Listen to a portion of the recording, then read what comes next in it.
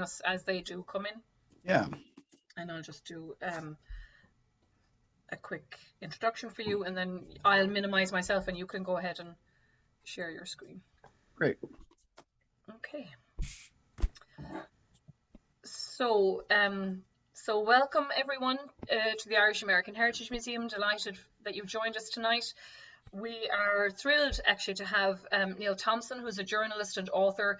He's written 6 highly acclaimed books, including A Curious Man, Driving with the Devil, and The Kickflip Boys. But his latest is why we're here tonight. June, of course, is always a big month for the Kennedy family. We had RFK's assassination at the start, and then 6 months before he was assassinated, JFK visited Ireland in late June. So we try to always, do something Kennedy-esque in June. So Neil had, previously written for various newspapers, including the New York Times, the Washington Post, Esquire magazine, Men's Health, Vanity Fair, and the Wall Street Journal. He's taught non-fiction, creative non-fiction, I should say, at the University of North Carolina's Great Smokies writing program, and he served on the board of Seattle Arts and Lectures. He's a runner, a reader, a skier, a naturalized Irish citizen, originally from New Jersey, but he now lives in Seattle. So his book today is actually going to talk about the other Kennedys, those first Kennedys who came over. We're of course very used to the Boston, Hyannisport, very wealthy Kennedys, but which JFK was sometimes able to leverage, the Irish ancestry, of course, to his benefit. But it was the other side, Patrick and Bridget, who came over practically penniless, and particularly Bridget, had to keep things going. So it's going to be a very interesting side, I think, to that family dynasty, particularly because, Neil, and I'm not stealing your thunder, I hope, Joe Kennedy gets such credit, that when you think, and Rose is kind of there quietly, in the background, but when you think of the powerful woman that Bridget was, it's kind of interesting how the male and female dynamics in the family maybe change over time. So I'll turn it over to you. And those of you who are on Zoom, if you have questions at the end, you can either use the Q&A feature down here in your screen, or the chat, and YouTube, the same thing. If you have questions or comments, just type them in and I'll monitor that. So Neil, over to you. Thank you and welcome.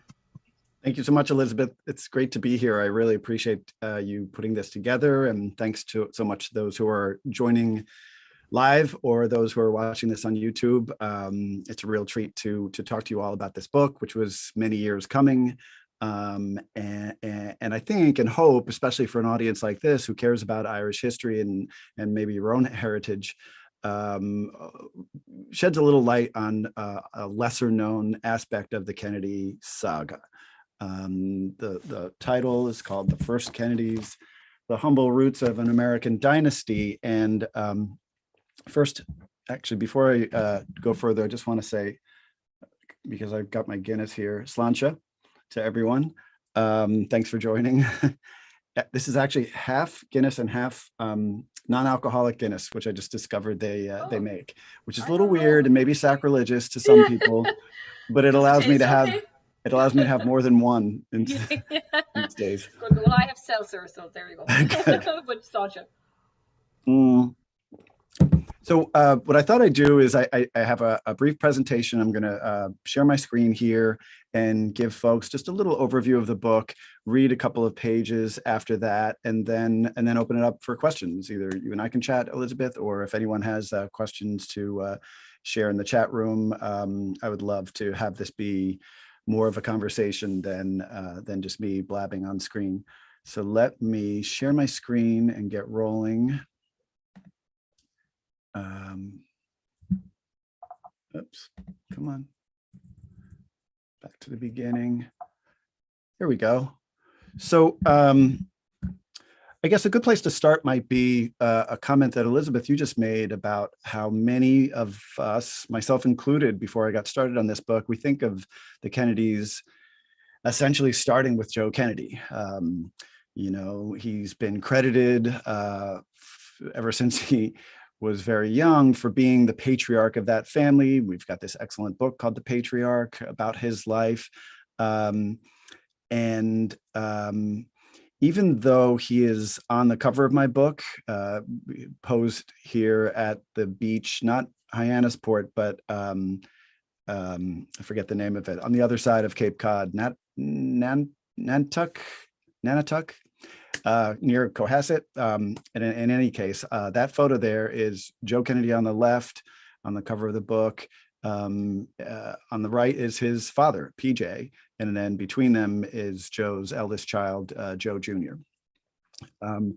It's a bit of a misleading book jacket because really the book is not about Joe Kennedy at all.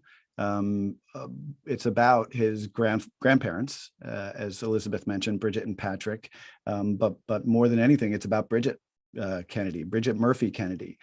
Sadly, though, there were no pictures of Bridget, and so there was nothing we were able to put on the book jacket. We looked everywhere in Ireland at the JFK Library, in their archives. There's not one existing picture of Bridget, so we really don't even know what she looks like, unfortunately, even though I argue in this book that she is essentially the overlooked matriarch of the whole family, without whom there would not be the Kennedys of the 20th century. There would not be Camelot. We would not have had JFK, the first Irish-American president, who's seen in the picture to the right side of the screen there. I think that is at Hyannisport with his sister Rosemary and his grandfather, PJ. So a little bit about how I got started on this story, and then I'll read a few pages. Back in 1999, I was a journalist, a newspaper reporter. I worked for the Baltimore Sun, and I got sent to Hyannisport to cover the death of JFK Jr. When his plane went missing. I was part of the mob of reporters up there, sort of circling the Kennedy compound, trying to gather some information. And I remember being at a bar having one of these when they found the plane and found the bodies. And the bartender, female bartender at this place, when the news came over the wires, I think it was, started crying and said she felt like she had lost a family member. And, you know, I realized we still care at that time, and to this day even care deeply about this family. They represent a lot of different things to America. And at that time, I thought, where did this all begin? Where did this passion, or in some cases obsession with the family, the Kennedy family, really start? And that was the beginning of my journey that eventually led to this book. I started digging again back in 1999, 2000. I wanted to find out who were the first Kennedys, who came to America first, what was life like for them when they got to America. You know, I knew they were immigrants. I roughly knew that they came from Ireland during the potato famine in the 1840s. I knew that they came to America at a time when America did not necessarily embrace immigrants with open arms then as now. But I wanted to know more about what their life was like here, and sort of tell the backstory, the story of what happened to that family before we ever got to Joe Kennedy. So I spent many years on this project, kind of fits and starts. I traveled to Ireland. I went to the Kennedy compound where JFK's great-grandfather Patrick came from.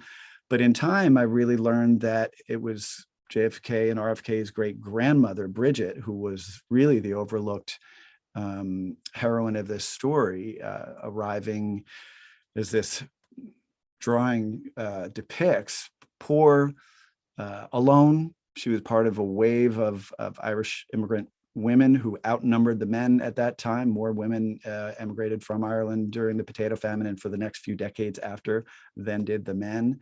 And I thought, initially, that just says a lot about her right there, that she was able to come to this country alone and start a life for herself, sort of establish a benchmark for that family, if you will. But life was hard, as it was for many of the Irish immigrants and other immigrants coming to this country.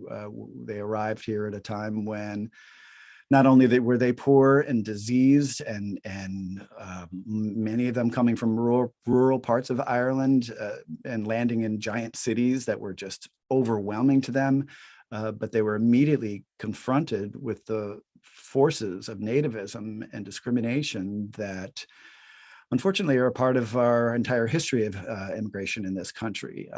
But the way I describe Bridget's arrival in America and how she and other Irish immigrants were treated, it really was the first time that there was a large group of immigrants coming to America at one time, rather than trickles of immigrants coming from around the globe. This was, one group, one ethnic group coming as refugees, as their homeland was crumbling. At that time, America, after initially showing some support for Ireland and some empathy for what they were up against, many Americans decided, we don't want you here. We don't want you as our neighbors. And a lot of people, including religious leaders and political leaders, community leaders, were especially afraid of their religion. They were afraid of Catholicism. So not only was Bridget up against the poverty and the disease that befell her family and the people around her, she did marry in 1849, Patrick Kennedy. They both came from County Wexford. A few years later, they started their family. They lost their first child to disease because they were, ended up living in these poor, rundown slums, which is really the only place for many of these Irish immigrants. So before I read a couple pages, I wanted to also add that another inspiration for me in pursuing this story was that my grandparents were also Irish immigrants named Bridget and Patrick. That's them with my mother, and a story that I wrote for the Baltimore Sun. I think it was 2001, maybe. This was soon after I became a naturalized citizen of Ireland. My interest in the Kennedys after JFK Jr.'s death kind of ignited my curiosity about my own heritage, and with help from family members was able to pull together all the documents necessary to apply for naturalized citizenship. And so I'm now a naturalized citizen of Ireland. But I credit all that to my Irish grandmother. My grandfather Patrick died when I was young, and my grandmother ended up raising my mother, the woman in the young girl in that picture, and her two brothers alone in public housing in New Jersey. So their story is very much like the Kennedy story. And I'm just going to read a few pages now to give you a sense of what Bridget's life was like. This occurs about 10 years after she arrived in East Boston, which is where she ended up living, island across from downtown Boston, where many of the ships coming from Europe first landed. The date of this scene that I'm going to read is actually November 22nd, but this one occurs in 1858. So I'm just going to take a sip. So this is from the prologue of the book. Bridget Murphy Kennedy is burying her husband today. Boston doesn't want his Irish Catholic body in its soil, so she'll need to leave the city, travel west to the Catholic cemetery in Cambridge again. He died at home yesterday after a slow surrender to tuberculosis, then known as consumption, a disease that consumed the body. Patrick Kennedy was 35 years old. They'd been married 9 years, having found each other after their respective escapes from a starving island. They'd had 5 children and buried one. They'd moved often, from cramped tenement to back alley apartment, surrounded by more people in one block than they'd have seen in a month back on their farms in Ireland. Their entire world was now within walking distance of the docks where they'd landed, the docks where Patrick kept working until he couldn't. With no Catholic cemetery in East Boston and only one in all of Boston, he'd have to be interred miles west at Cambridge Catholic Cemetery, one of the only local burial sites available for their kind. Protestant Boston had done what it could to contain the Irish, to corral the spread of their evil popery. Preventing Irish funerals and burials had been a long-running goal of old school Boston, whose Yanks didn't want the Irish walking their streets, spreading their sickness, their bad manners, their religion. It's no easy commute to Cambridge from the island of East Boston, especially with 4 young kids in tow. The hours-long journey requires 2 water crossings. It's a journey Bridget made 3 years earlier to bury her 3rd child, her firstborn son. John Francis Kennedy's brief life was hardly unique in its brevity. Irish immigrants' kids weren't expected to live past age 5, a dismal survival rate. John had reached 20 months before an intestinal disorder known as cholera infantum, or summer diarrhea, took him, along with scores of other poor Irish kids that summer of 1855, when 6 in 10 Boston deaths were children under the age of 5. Consumption and cholera, typhus and smallpox, excuse me, typhus and smallpox, the fevers and diseases of the immigrant slums stalked Boston's air and water, flaring up like hot spots in a wildfire. Her daughters have so far beaten the odds. Mary is now 7, Joanna just 4 days from her 6th birthday, Margaret 3. And in Bridget's arms is the youngest Kennedy, another son named for his father, Patrick Joseph, just 10 months old. They call him PJ.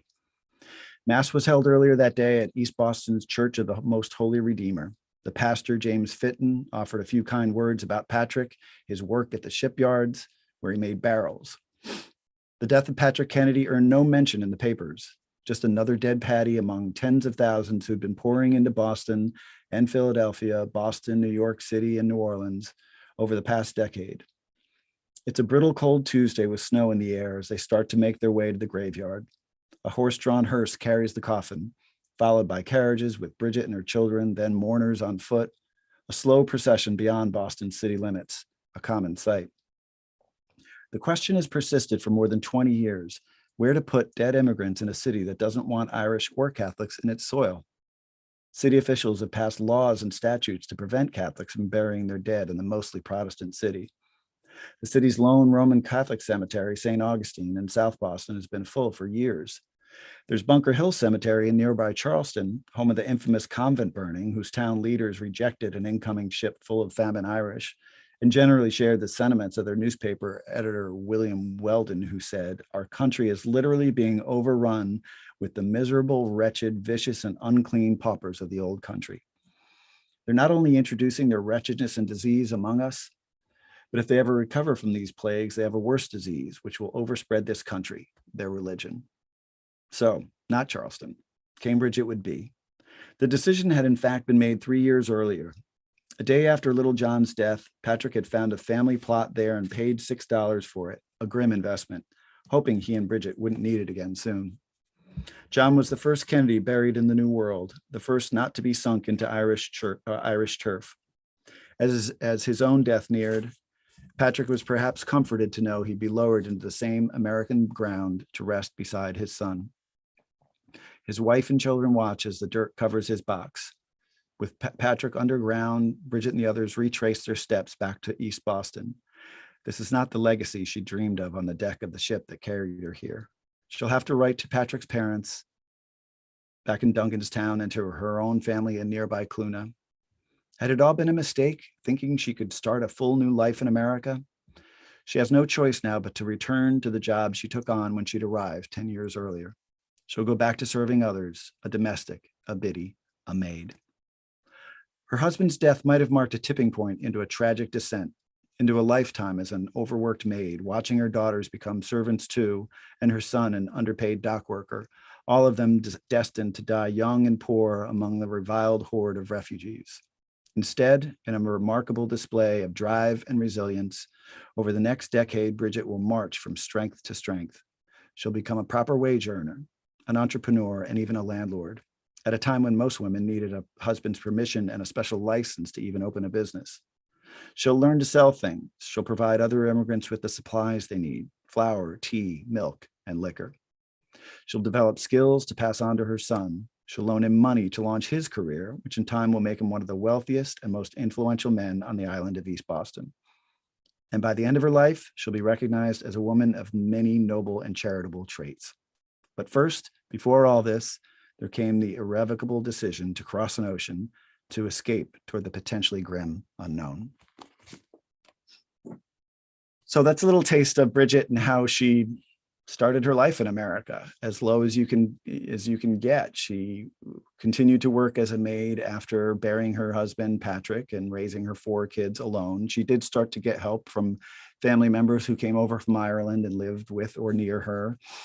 But what I found truly remarkable about her story, and this is where my grandmother was always in the back of my mind, She was never content to stay working as a maid. In time, she rose to become a hairdresser at a department store in downtown Boston, and eventually she became the owner of a small grocery store, a true entrepreneur, which was, as I said in that piece, just extremely rare for a widowed immigrant former maid to become a business owner.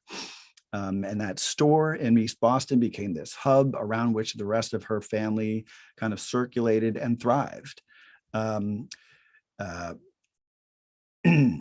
She was there at a time of great change in Boston and for this country.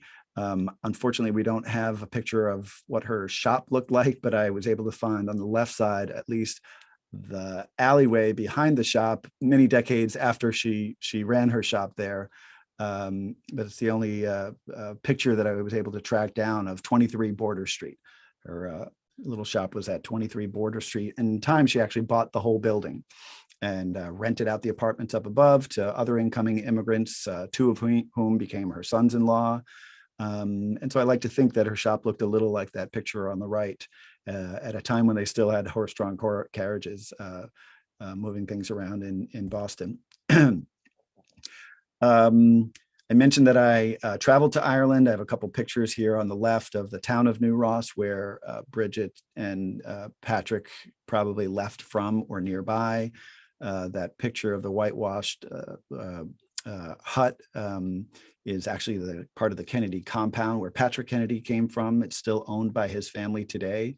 And I have a story in the book about how Bridget Kennedy helped that family, her in-laws back in the 1880s, hold on to that property at a time when they were being threatened with eviction because they were refusing to pay the rent during the land wars of that period of time. On the right is a letter. I'll refer to it a little bit later, but it's part of the Patrick Kennedy, PJ Kennedy papers at the JFK Library that I was able to get access to that really helped me understand certain aspects of the story, not only about Bridget, but more so about her son, PJ, who I wanted to talk about next. So PJ is Bridget's only surviving son. Kind of a troublemaker as a kid because his mom was always busy running her shop. He spent time at a juvenile detention facility when he was about 12 years old. Years later, he worked as a longshoreman on the docks of East Boston, the same docks where his father worked making barrels. But in time, he found his calling in liquor, which is something that sustained the Kennedy family for many generations. So in the middle is one of PJ Kennedy's saloons called Cotter and Kennedy. This was in at the edge of the north end of Boston near Haymarket Square. PJ found he was good at running his own business. He was good at being a bartender. He was a listener. He was a helper. He was a fixer. And in time, these qualities led him into politics. He, at first, with help from his mother, some loans from his mother, and some business advice from his mother, built up this mini empire of saloons and liquor businesses. And then in 1885, he ran for the state legislature of Boston, served 5 years as a representative, 2 years as a senator. And he served at a time of great transformation in state politics in Massachusetts. Up until that point, the state was essentially run by old school, very Brahmin, very Republican, Protestant leaders of that city. And PJ and his colleague, John F. Fitzgerald, who is JFK's other grandfather, were part of this initial wave of Irish Democratic politicians just breaking into state and local politics in Boston and in Massachusetts. And PJ was one of the more successful ones. He was financially successful. He made a lot of money. So when we talk about Joe Kennedy being this bootstrappy guy who started that family, he wasn't. He was born to great privilege and wealth because of his father's success. There's Joe in the middle, working at his father's bank. Joe, at some points in his career, was credited with being like the youngest bank president in America. And these stories often omitted the fact that it was his father's bank where he was working. Photo on the left is PJ and John F. Fitzgerald in North Carolina. Fitzgerald was a congressman at that point and was suffering from tuberculosis, the same disease that killed PJ's father. The two men were peers and at times allies, and at times hated each other, fought like brothers. But when they needed each other, they were there for one another. And so when John Fitzgerald was sick, PJ went to North Carolina to help him recover. And the two stayed close the rest of their lives. And that's how Joe Kennedy ends up meeting Rose Fitzgerald, and they meet and marry despite the efforts of their parents to keep them apart. And that's essentially how we get the Kennedy family that we know of. On the right side there is, oops, sorry, let me go back one. PJ and his wife, Mary Augusta Hickey, who was the daughter of another Irish immigrant couple, and that's their two daughters, Margaret and Loretta, Joe Kennedy's sisters. So just to quickly give you a sense of the breadth of this family and the period that I try and write about. Up top is Bridget and Patrick and the families that they come from. Few question marks here and there about some of their family members, because record keeping was very spotty at that time. But that middle band with PJ and Mary Augusta, I really wanted to focus on PJ's role in addition to Bridget's role, because I think PJ is also a very much overlooked figure in the history of the Kennedy family. Without him and his success in politics and his success in business and his friendship with John Fitzgerald, again, we wouldn't have gotten the family that we know of today. And I'll wrap up with just some of these thoughts that I compiled on immigration, because one of the things that really drove me throughout the process of writing this story was, how do we as a country think of immigrants and immigration? We think of the Kennedys as being so powerful and wealthy and stylish and successful and all these things, but really they came from nothing. They came from a poor widowed immigrant maid. And that's what I love about this story. And over time, you see other leaders in this country recognizing the power of the immigrant. John F. Kennedy himself writing A Nation of Immigrants, and then as a legislator and president, working on behalf of the immigrant. And then in recent years, you see these other quotes at the bottom from our previous president. And I think it's a scary, tenuous time. Immigration is never going to stop. And in fact, I think immigration can only help us succeed as a country if we approach it the right way and let people come here and succeed if they're able to, and not prevent them from succeeding, and definitely not threatening them and harming them as they try and just make a life for their families. That's what has always been the case with people coming here trying to start a new life. There are reasons that they often leave their countries, and it's not to take over America. It's just to take care of their family. So that's the end of my presentation. Thank you for listening to that little bit of things. And then I would love to just stop sharing my screen here and see if anyone has any questions. Okay, good. Well, I definitely have a few.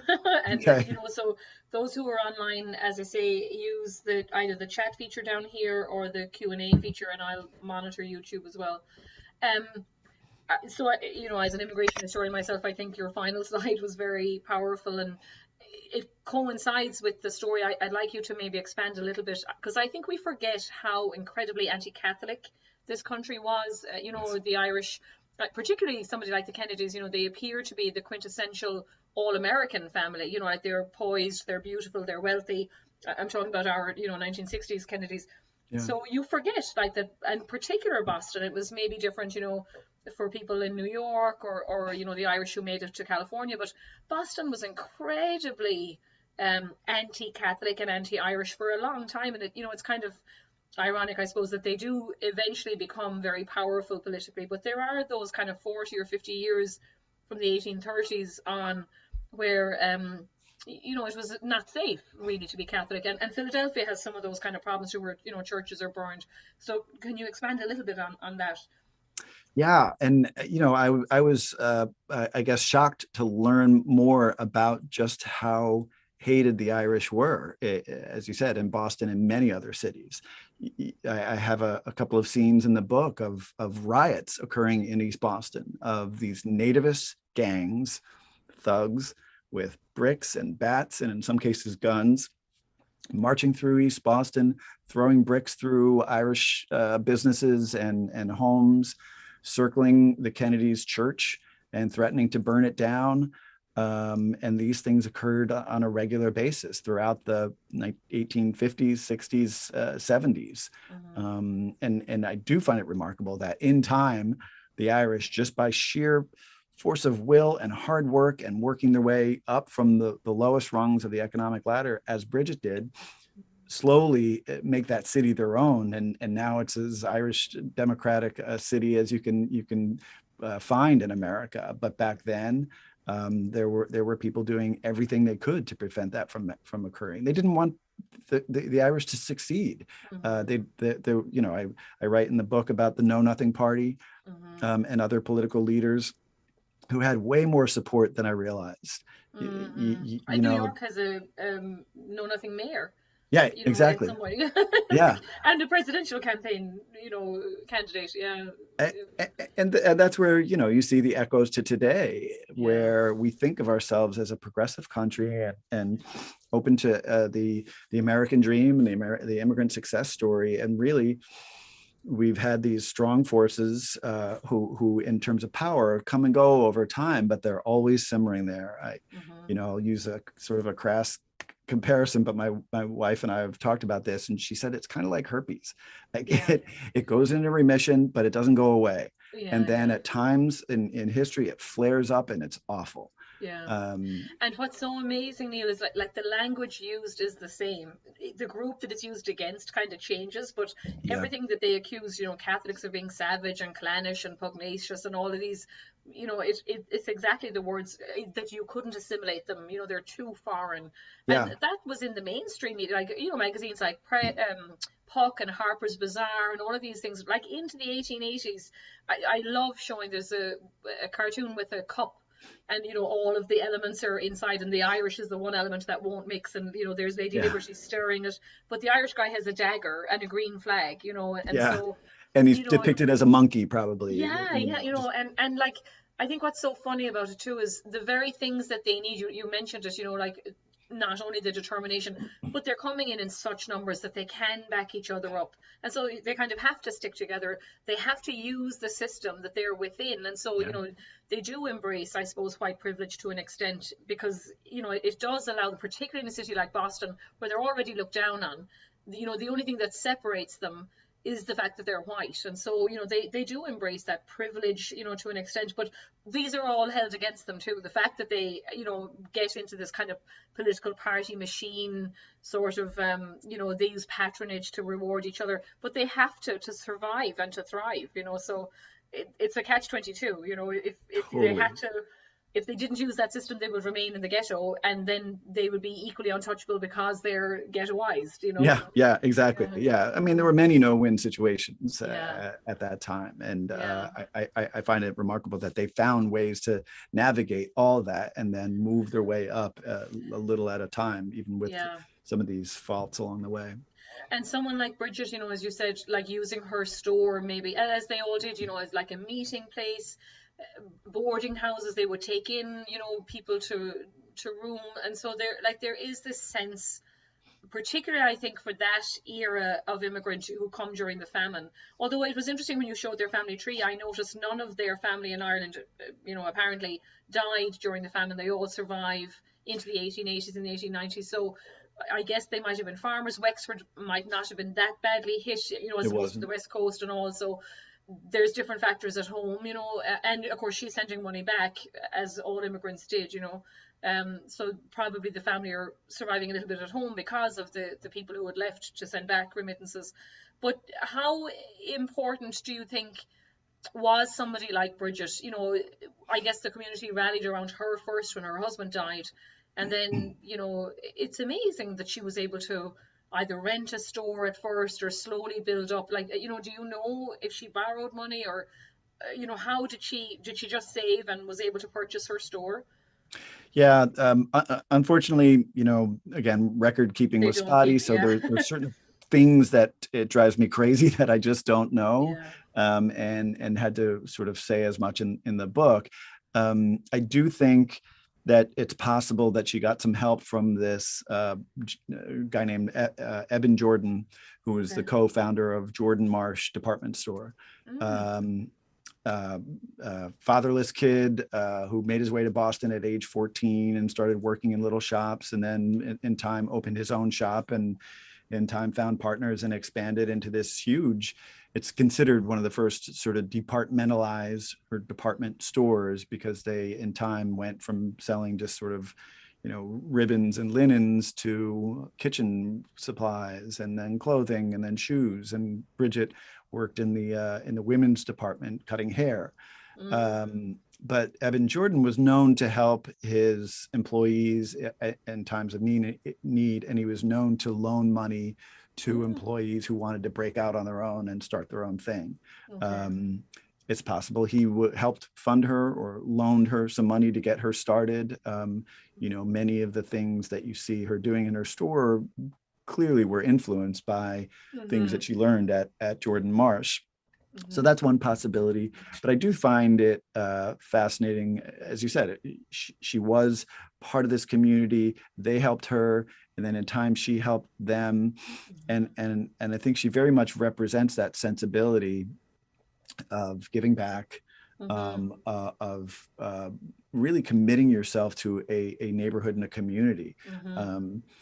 Well, Timothy Marr writes about that. I always quote his, you know, he wrote an article called Communal Loyalties, the firemen on the stairs, and it was after 9/11 when, you know, so many firemen and cops rushing in were Irish and Hispanic, and, you know, clearly children of immigrants, and all these guys in suits coming out against them, you know, and he just talked about the difference in an immigrant community like ours, or, you know, like Italian and Hispanic, that like there is a communalism, and success isn't about you becoming, you know, the biggest department store owner, or it is about, like, I'm happy to be a cop or a teacher because I'm of service to my group, and we'll all kind of thrive together, you know. So while other maybe historians lament like that Irish are stuck at blue collar level, he sees that they see that as an achievement, because it's a path for their kids. Like, you know, dad can get you a job as a fireman, it's a unionized job, you know, and so it's just a different mark of success. Absolutely. Yeah. And I think that's how and why you see them find so much success in politics. Because it is about helping one another. And what I love about PJ, you know, fast forward a couple of decades, and you get guys like, you know, Michael Curley, who takes patronage to a whole other level and crosses some lines, as did John Fitzgerald as mayor. So, you know, you can find plenty of faults in how the Irish conducted themselves in politics, but I think it did come from this sense of helping the community and helping your people, because there was this sense of us against them, and we have to stick together, and we have to help our kind. What I loved about PJ and this trajectory from longshoreman to saloon keeper to politician, and then even as he was a successful banker and real estate investor, all along the way, he was very much focused on helping out other people, new immigrants, someone in need of a job, someone in need of a place to live, someone in need of a loan or a meal. And in the letters that I referenced earlier that I got from the JFK Library, so many of these letters, personal letters from PJ to a business leader or an employer, were all about, I know so-and-so, this son of my friend, and he needs a job, or he needs a referral for school, or he needs something, or he or she, can we help them out? Can we help our people out? That was his mindset. And I think you see that from Bridget through to PJ. You could argue it maybe skips Joe. I know, who is problematic, isn't he? I think we had a talk one time, or maybe it was a post on Facebook that I made one day, and oh my God, like I wasn't expecting the kind of backlash, and it was not a part of the story that we heard growing up in Ireland, but I think someone was talking about like prohibition and the money he had made in that, and he's hated by certain Americans, that liked JFK. Or some of them kind of don't trust JFK because the father potentially bought the election. Who knows what happened there. But it's interesting. I was going to ask you about him, like that. Joe obviously really embraces the wealthy. Like, I'm an American. I mean, look at him. He was appointed diplomat, to the court of St. James's during World War II. Disaster, obviously, but But I describe, like I he's describe, yeah, I mean, go ahead, yeah, I love that he, he's the grandson of Irish immigrants who hated the crown, who, yeah, England oppressed that, conquered their country, uh, yeah, kept their foot on their necks for centuries. And then yeah. And your you man have, frolicking away like in the court, yeah. yeah. And then you've got Joe kneeling before the Queen, Yeah, and his, delighted to do it. Like, it was a plum job. He was thrilled. Yeah. yeah. And so uh, I never, was he more interested in Honey Fitz's kind of side of things? Not that he's disavowing his own parents, but am I right in that, like, he gets into the movie industry kind of thing with this RKO stuff? I don't know about the gun or the prohibition stuff, running of drink, but he must do that too, obviously. Um, I can address both of those oh, because, good. Yeah. and I could write a whole book I have a just on book this about little that. Yeah, yeah. period of time. I guess for starters, one thing, and I quote this, a family friend said, Joe Kennedy, I'm paraphrasing, but essentially he inherited his father's business acumen, but not his soul. Mm, Um, and I think that very much sums him up. He wanted to become American and have nothing to do with the old country. He wasn't Irish American. He wasn't hyphenated. He would say, I was born in this country. What is it? What does someone have to do to become an American here? mm, And he would tell his kids, we're Americans now. Forget mm. about the old country, forget about where we came from. And so, I came across no evidence of him um, thanking or giving credit to his father or his grandparents for what he received, for the great Yeah. privilege that he was born into. He just wanted Reminds us of power. someone else, doesn't it? It does. It does. I mean, these Yeah.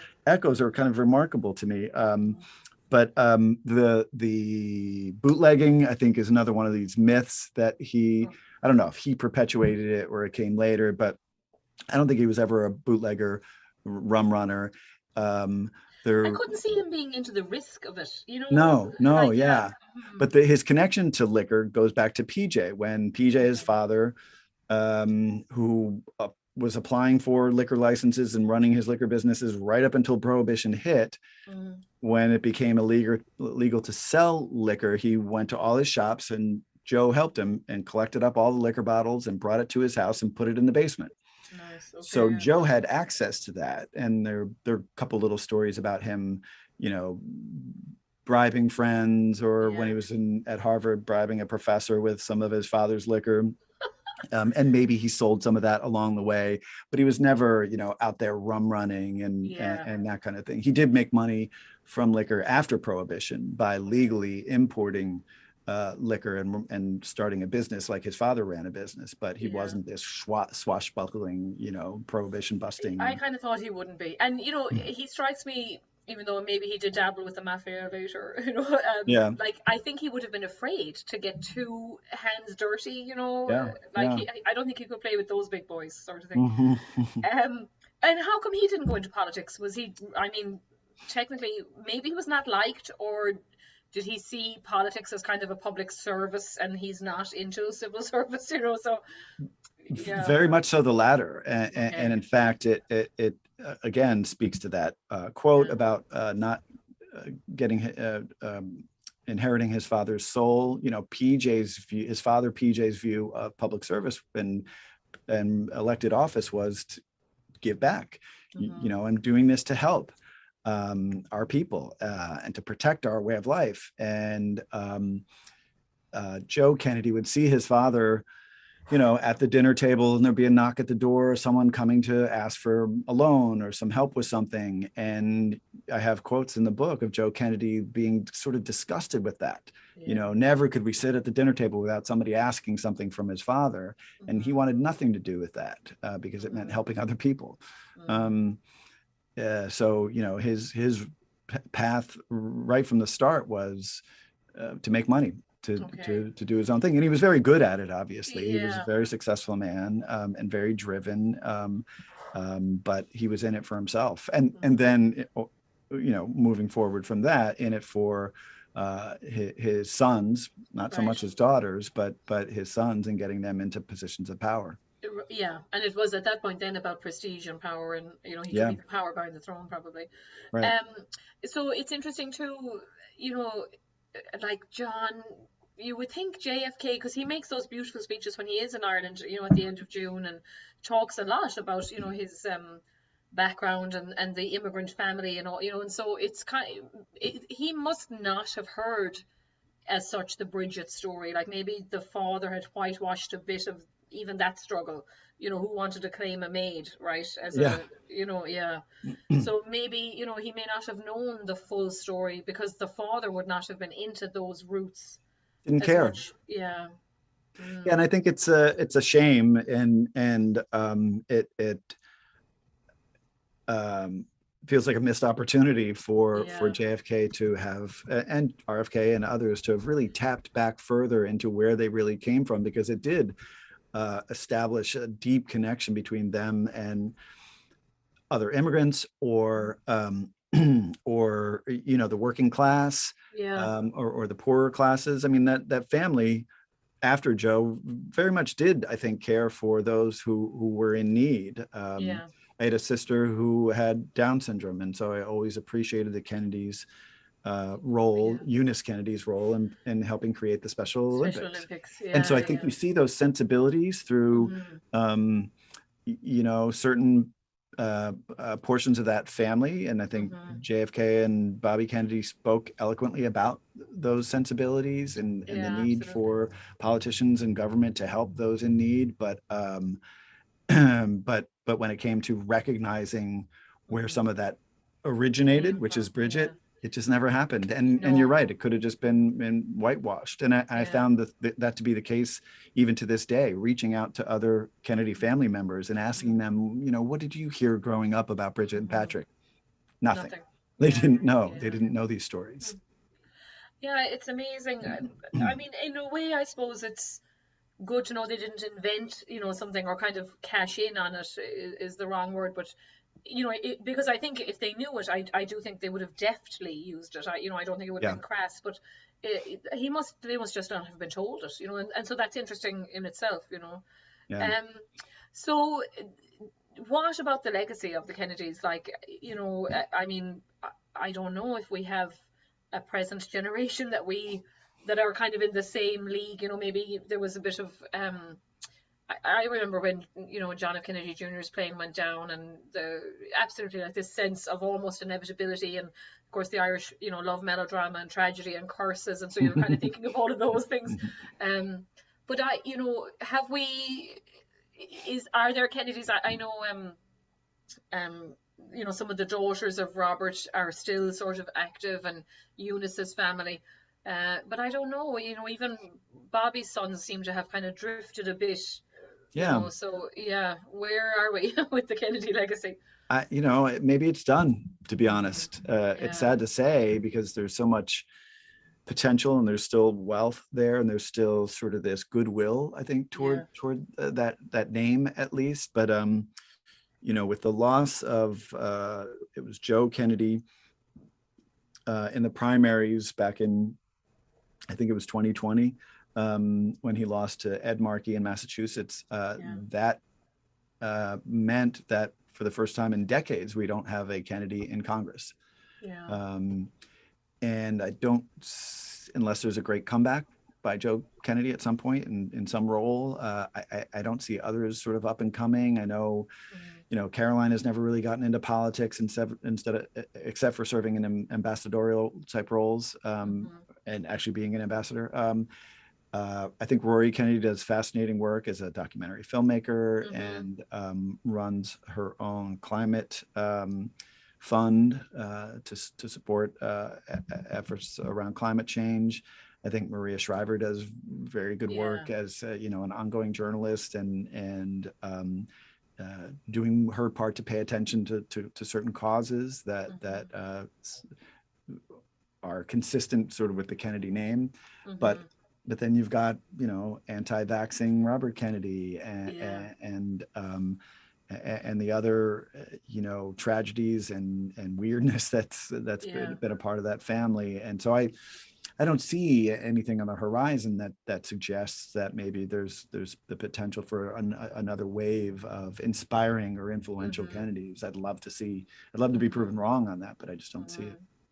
Well, and I think that's I mean, it's the essential question about JFK, isn't it? Like, that was his tenure too short to adequately be able to judge him?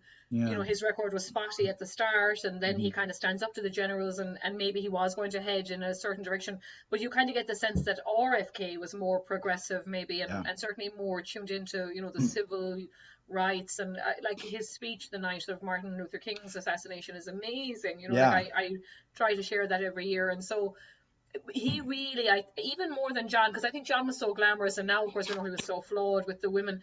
RFK is such a moving, kind of, he gets it. Like, he gets people, he seems to care about people, and I think that was a tremendous loss. And then, Teddy is kind of flawed, God love him.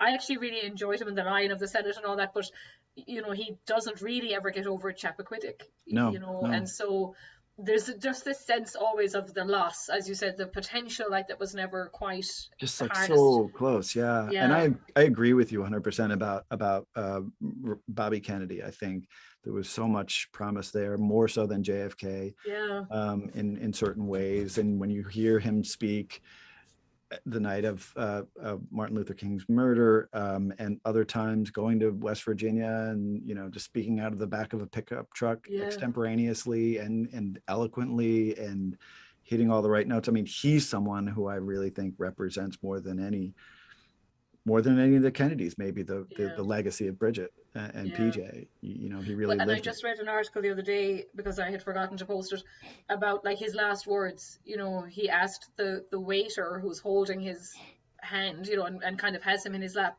and he says, "Is everyone okay? Everything's going to be okay." Really, And I didn't yeah, know that. and they pick him up, and, like, he kind of loses consciousness and dies hours later. But, like, first of all, is everyone else okay? He doesn't say that I'm okay, Yeah. and he says everything will be okay. And he's bleeding Wow. out, like, but it's incredible to think, like, my God, even on your death, you were so selfless, sort of. Yeah. And I mean, he must have been thinking, how many kids had he? 8, or, some huge amount of children. He had kind of, Caroline and JFK Jr. too, to think about, and so Yeah. he just, yeah, he was kind of an amazing guy. So, I don't want to kind of prolong it. Nobody is asking questions on YouTube. Have anyone here in Zoom? I know you're happy to let me talk on behalf, but you can kind of unmute yourself somehow, I think, in Zoom, if you're too tired to type. But I think, they seem to be happy enough, because I did remind people to question. So this was amazing. We're going to get copies of the book in the library, in our gift shop, but I presume, at the same time it's available in other bookstores. But you can hang on until we get it to the museum if you'd like. Neil will probably definitely have you back, because I'd be interested to hear, like, even your own sort of immigration story, if that's the thing, that you guys know your roots. And certainly your work as a journalist. We had Malachy McCourt on a year or two Oh. ago, and we had Patrick Radden Keefe, and so it's interesting to Hmm. see, this, like, the Irish love of telling stories and how that manifests in journalism, in America. So, thank you so much for coming. I think your book sounds phenomenal. I was trying to remember if Bridget was mentioned in that. There's a book about this size. It was called The Kennedy Women. Yes. Yeah, I don't know if she's in that. It's a long time She since I read it, but she actually is. oh, Yeah. she is, okay. Good. Yeah. Yeah, yeah, Lawrence Leamer was the yeah, author, yeah, yeah. and I actually thought that was a good book, Yeah. and did a very nice job of giving credit to the women in To that her. family who Oh, have yeah, well, often it's been overlooked. absolutely, yeah. But Well, yeah, and he does. the whole Rose story, like, and there again, Joe, I think, is at his absolute worst, when it comes to the daughter, like Rose, and that, Eunice's handling of her afterwards is so absolutely tragic and horrific. I actually had Yeah. to stop reading that book at one point, because he was describing, you were awake, when they were having these things, and the doctor made her recite her 2 times tables and Baba Black Sheep until she couldn't, Oh, and then he knew he had done enough damage. And I was like, oh my God, like, this uh, is, to have gone from being, maybe a little bit hyperactive or whatever she was, but again, Joe, like, with the appearances, yeah. he wasn't able to control her at court, and it really annoyed him, and so, but oh my God, like they devastated that woman's life. Absolutely, Oh, you know. it's Hmm. horrific. It's Yeah. just and that book, if you maybe you've had her as a guest, but Kate Clifford Lawson, who wrote the book Rosemary Oh, a mhm. few years ago. It's a wonderful book. I mean, heart-wrenching, Yeah. but a great tribute to Rosemary herself. It, Okay. brings her to Yeah, life. because She'd she be a does great. get sidelined, you know, in more ways than one. Like, yeah. Yeah, yeah, Mhm. yeah. But yeah, Kate would be a great guest. Oh, good. Yeah, we'll track her down too. Thank you. Okay. So again, thanks everyone. Tomorrow is Bloomsday, so at about 1 o'clock on our Facebook page and our YouTube channel, we are going. We have an interview with Dr. Anne Fogarty, who teaches in the Joyce School at University College Dublin, and Dr. Margaret Ash Carroll, who's on our board here and has run a Ulysses reading club since September. So they finally finished reading. They read one chapter every 2 weeks, but some of the chapters are 150 pages, you know. So they finished the book last week in honor of Bloomsday. So we'll be doing that tomorrow, and then we have a. I gotta check my events page. We have something next week too. Oh yes, Cornelius. He's another immigrant. Cornelius Heaney, an immigrant, came to New York City and kind of set up loads of things. So that's on the 29th. And next Wednesday, the 22nd, we are interviewing Emma de Sousa. She's a human rights campaigner from Northern Ireland, and she's going to talk about the post-Brexit thing. She was the first person to take the UK government task because of the citizenship issue. Her American-born husband couldn't get a permit because they did not recognise her Irish passport in the Northern Irish state. Mm. So lots to to talk about in the rest of the month. Thank you very much, Neil. We'll definitely have you back. Thank you everyone for joining us. And as I say, when we get copies of the book in store, I'll let everyone know. But in the meantime, they can track it down from independent bookstores all over. Please do. Yeah, indie Yeah, bookstores would be great. And I hope to be back. This was wonderful. Thank you for your questions, Elizabeth. It was great. And you have a lot of things coming up. You're very we busy. do. Yeah, we're going to try not to do as many in July and August, but I keep forgetting. So yeah, we will keep a quiet summer. But thank you very much, Neil, and I'll be in touch. Thank you. All the Take best. care.